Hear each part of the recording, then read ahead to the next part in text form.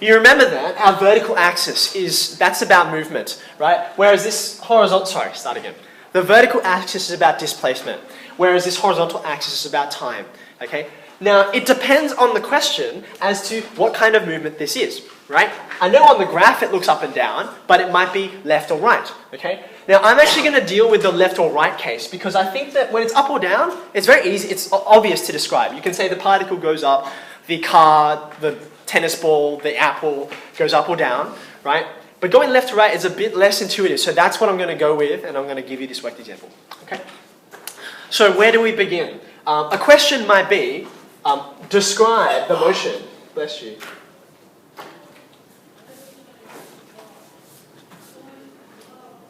Okay, and this is, almost universally, this is like a part 3 or a part 4, and after you've done all of the calculus, find the stationary points, find the points of inflection, blah, blah, blah, blah, they say, okay, hence, describe the motion of the particle. Okay?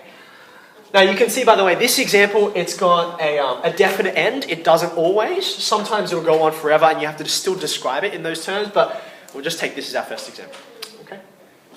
This is going to be long, by the way. So those of you who don't like to do lots of writing, those of you who avoid doing concluding statements when you're finishing like a rate of change problem, okay, you're not going to like this, but deal with it. Okay, so we start at the beginning. Okay, I would say the particle begins. Now, like I said, this could be anything, okay? Whatever object you're dealing with. The particle begins, now I'm at 2 here, okay? Positive 2. And I said that at the beginning, I'm dealing with left, right. Now, by convention, there's no common sense reason why, it's just people decided. Positive means to the right. And negative means to the left. I mean, it just as easily could have been the other way around, but this is what everyone does, and if we all are on the same page, that's good. So that means the particle begins and I'm just going to stick with units, it might be meters or kilometers or whatever, 2 units to the right of. Now, later on we're going to talk a bit more about what the origin signifies. The origin could be anything you like. The origin could be the ground, it could be some arbitrary point in the air. If they don't say anything else about it, you just say the origin. Okay? But if the origin does have some kind of physical significance, it's the ground, or the top of a tree, or the top of a cliff, or a building, or something like that, you do actually have to say that, okay? Because it'll become important later on. The particle begins to the right of the origin. So I've described its position. Now I need to say what it's doing, okay? So sometimes a particle will begin and it'll be stationary. This particle is not. What's it doing? How would you word it? I'll ask 2 different things. Number 1, which way is it going, right? We're only talking about one-dimensional motion, okay? So it's this or that, right? Right or left. So the option is left, right? It's going that way, okay? It is initially moving to the left. Now, that's not all you can say about its motion. Apart from its direction, you also can describe something about its velocity, right? Namely that, I've tried to draw this as a straight line, right? So I would say it's initially moving to the left at a constant velocity. Now, depending on how much information you've worked out in the prior parts of the question, that will kind of decide for you how much detail you're going to put here. Okay. For instance, because you already know this intercept and that intercept, you can tell me, what is that velocity? I should probably say, what's that speed? It goes from 2 to the origin in 1 time unit. Let's call it 1 second. Okay, let's go with seconds. Okay. So therefore, it's traveling at what speed? 2 units per second, right?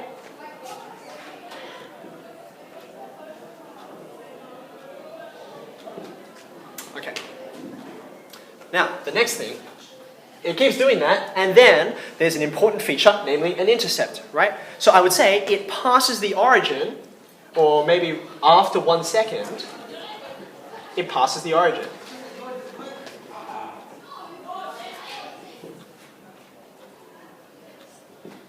Okay?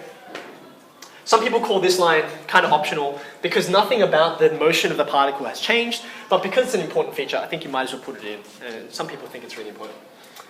Okay, now, what's the next important thing that happens?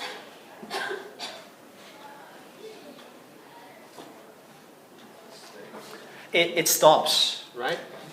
Now, actually, I think I did this coordinate wrong. That should be probably -2, right? I was trying to fit scale, but then I realized that wouldn't make it constant, so anyway. So, after 2 seconds,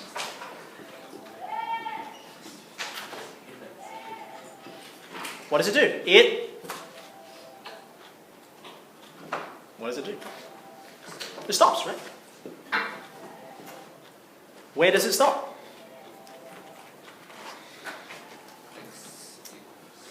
So you've got a y value here. Y value is about displacement, about position, right? I would say it stops 2 meters, 2 units to the left.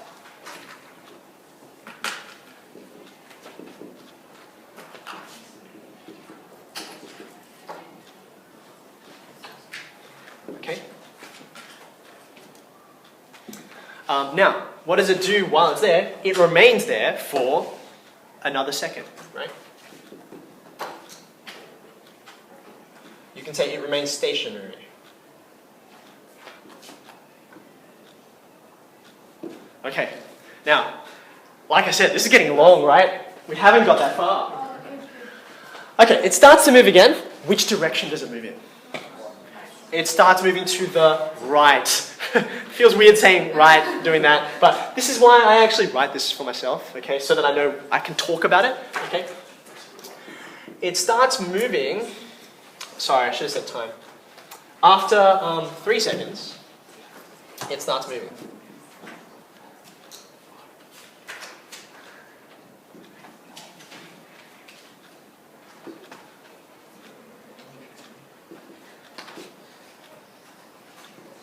Okay, now, just like before we described its velocity and we said it was constant, okay? It's not constant anymore. And actually the vast majority of the kinds of motion situations you'll be looking at, the motion is not constant usually. It's slowing down or it's speeding up, okay? So how do you describe it? It's moving to the right, and it's, now remember I said, don't talk in terms about, of deceleration, okay? That's a bad idea. If you want to say something gets slower, say it gets slower, okay? Here, it gets faster, okay? So it starts moving to the right, and its speed increases. Okay? Now, before I talk about the end of this speed increase, okay, it also passes the origin after 5 seconds.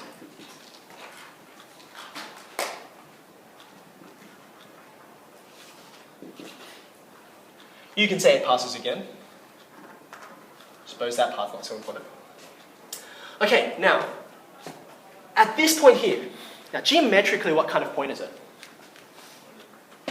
From calculus, like in year 11, you would have said that's a point of inflection, okay? But we need to talk about what that signifies in terms of motion, okay? So a point of inflection means what's happening from here to here. My direction hasn't changed, but my speed has changed. I'm getting faster and faster and faster and faster until I hit the point of inflection. Okay? So how would you word the significance of this point in terms of the motion, in terms of how it's moving? That's where acceleration stops, right? Because remember, acceleration is a second derivative, okay? And a point of inflection is where your second derivative is 0, okay? So you can say, after it passes the origin again, after 5.5 seconds, now you've got 2 ways to say this. You can say the particle stops accelerating.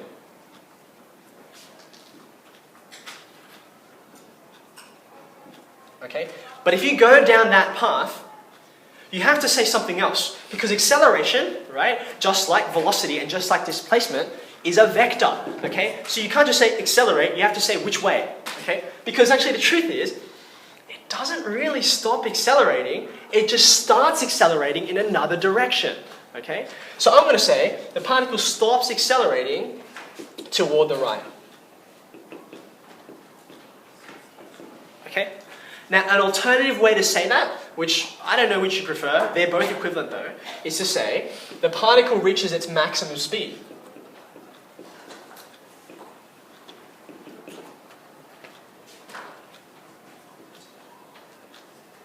Okay?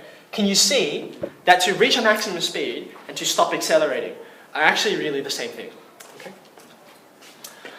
Okay, now I'm going to keep talking about acceleration because the acceleration changes. Okay, the particle, begins to accelerate toward the left. Okay, so that's why a leftward acceleration while traveling to the right slows you down. Okay, it begins to accelerate toward the left.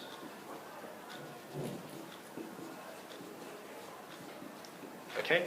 Again, another way of saying that is it slows down. The particle begins to slow down. Now, we're almost there. The last feature is another stationary point. Okay? And just like these points down here, stationary means it's stationary, it's not moving. Okay? So the particle, you could say, either stops moving or the language that you'll hear is the particle comes to rest. And you want to say two things.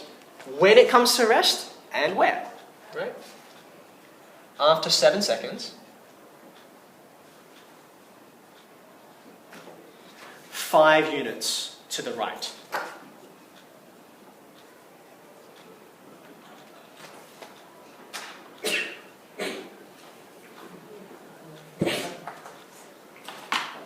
Exhale. Now, you're like, do I have to write that much every time? The answer is, if you have a function that complex, yes. Okay? Now, to be fair, usually your functions are not this bad. I made it pretty messy so that I could draw out and explain all the different parts of it. Okay? We'll look at some other examples tomorrow.